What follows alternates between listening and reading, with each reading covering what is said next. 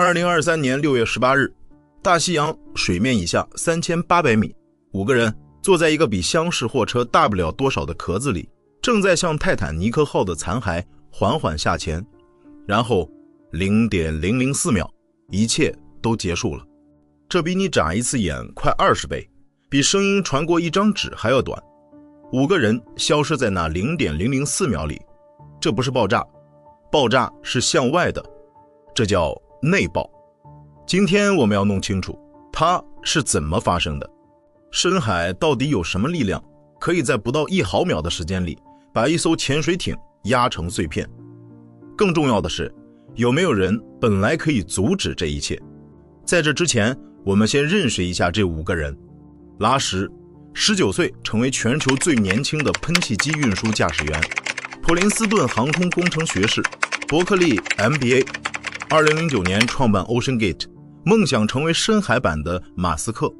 纳尔若莱在法国海军服役22年，退役后一生献给了泰坦尼克，37次潜水，亲手打捞5000件文物，包括一块20吨重的船壳，比任何人都更了解那艘沉船。哈丁，3项吉尼斯世界纪录保持者，包括最快环绕地球南北极飞行，曾乘坐蓝色起源火箭进入太空。在社交媒体上宣布加入这次任务时，他形容这是难得的好天气窗口。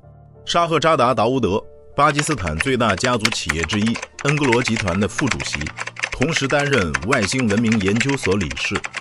还有他19岁的儿子苏莱曼，刚完成大学第1年，原本并不打算来，是为了陪父亲才上船的。一个把深海当作毕生事业的老水手，一个把打破极限当成癖好的亿万富翁，一个带着儿子来看看这世界的父亲，还有一个相信自己能用创新重写深海探索规则的 CEO。 每张船票25万美元，这不是一次旅游，至少他们每一个人都有自己来这里的理由。6月18日早上6点左右，加拿大纽芬兰岛以南的北大西洋，支援船极地王子号停在海面上，泰坦号被从甲板上吊起，缓缓放入水中。5个人依次爬进那个直径不到2米的舱门，然后舱盖用17颗螺栓从外面拧紧。从这一刻起，他们无法从里面打开这扇门。上午8点17分，泰坦号开始下潜。按照计划，下潜全程约需 2.5 小时，抵达3800米深的泰坦尼克号残骸，在水下参观约3小时，然后上浮返回。通讯方式是每隔15分钟通过声呐发送一次文字信息，就像在深海里发短信，延迟高，带宽极低，无法传输图像或语音。上午9点45分，下潜约1小时33分钟后，支援船收到了泰坦号最后一条信息，内容很普通，只是例行的状态汇报，然后沉默了。15分钟过去，没有新的信息，30分钟还是没有。支援船开始尝试呼叫，但是并没有回应。下午5点40分，失联近8小时。美国海岸警卫队正式收到失联报告，搜救行动随即展开。可问题是，没有人知道泰坦号在哪里。声呐阵列开始扫描，飞机开始低空飞行。加拿大、美国、法国的搜救船只从各个方向赶来。全世界的媒体在接下来4天里都把镜头对准了那片海面。在地面上的搜救行动还在继续的时候，美国海军的水下声弹系统其实已经在事发当天检测到了一次异常的关门声，但这个信息被列为机密，没有立即通知搜救团队。直到4天后残骸被发现，这一细节才陆续披露。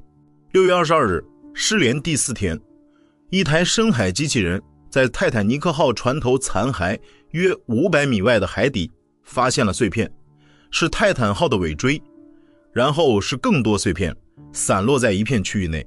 美国海岸警卫队在新闻发布会上宣布，5名成员已全部遇难，死亡方式为潜水器发生灾难性内爆。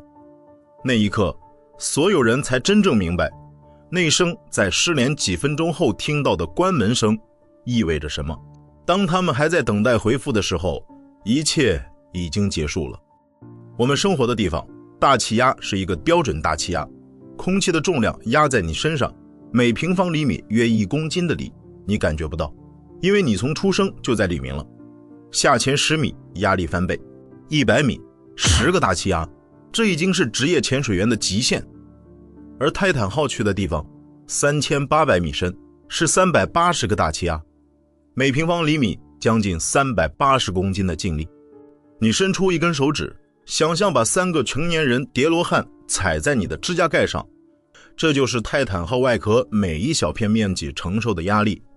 而泰坦号的整个外壳表面积大约是30平方米，整艘潜水艇承受的总压力相当于1000架波音747同时压在它身上。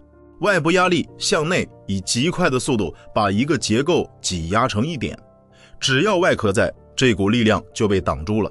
但如果外壳出现哪怕一个微小的结构性失效，失效是在一瞬间完成的，整个过程不到 0.004 秒，比任何人类神经系统能感知到任何信号都要快。船上的5个人没有任何感知，没有任何痛苦。物理学在这一点上是残酷的，也是仁慈的。内爆不只发生在深海里，它也是宇宙中最暴力、最壮观的一种力量。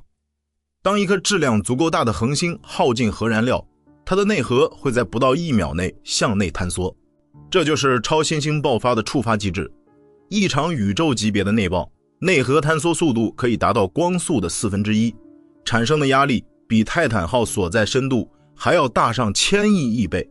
然后这股向内坍缩的能量反弹，以冲击波的形式向外炸开，这才是我们看到的超新星爆发。内爆在先，爆发在后。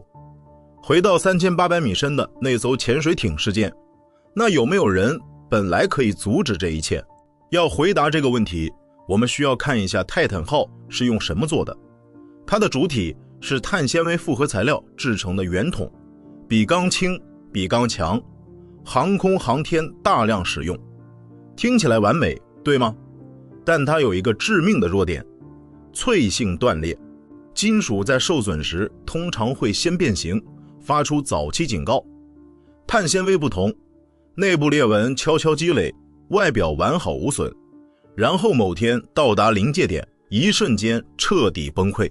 根据美国海岸警卫队2025年8月发布的335页最终调查报告，泰坦号在第80次下潜后，碳纤维壳体就已出现分层损伤，第82次下潜后又产生了来源不明的额外损伤。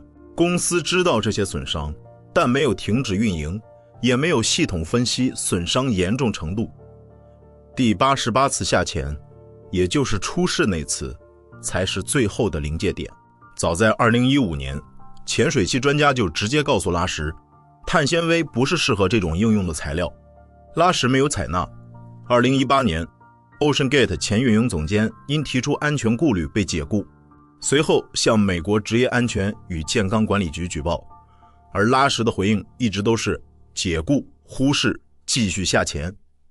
真正让这件事成为悲剧的，不是那 0.004 秒，是在那之前的每一个被忽视的警告，还有每一个因为说了真话而丢了工作的人。如果你喜欢这样的故事，欢迎点赞订阅，这是我更新的动力。同样也可以让平台记住你的喜好，为你推荐更多有意思的视频。好了，我们下期再见。